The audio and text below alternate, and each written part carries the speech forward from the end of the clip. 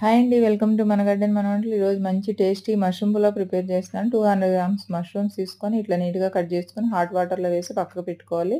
ఒక ½ KG basmati or normal rice కడిగి నానబెట్టుకోవాలి.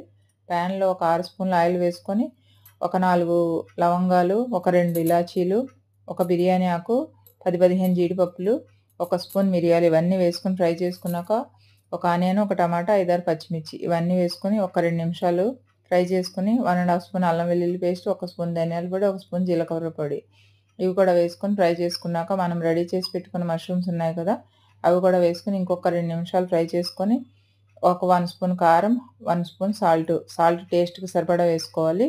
ఇవి ఒక్క నిమిషం ఫ్రై చేసుకొని తగినంత వాటర్ పోసుకొని కొత్తిమీర, పుదీనా కూడా వేసేసుకొని వాటర్ మరిగేటప్పుడు రైస్ వేసుకొని కుక్కర్ విజిల్ పెట్టుకొని 2 విజిల్స్‌కి స్టవ్ ఆఫ్ చేసుకుంటే టేస్టీ పులావ్ రెడీ అయిపోతుంది. చాలా బావుంటది. ట్రై చేసి చూడండి. వీడియో నచ్చితే లైక్ చేయండి.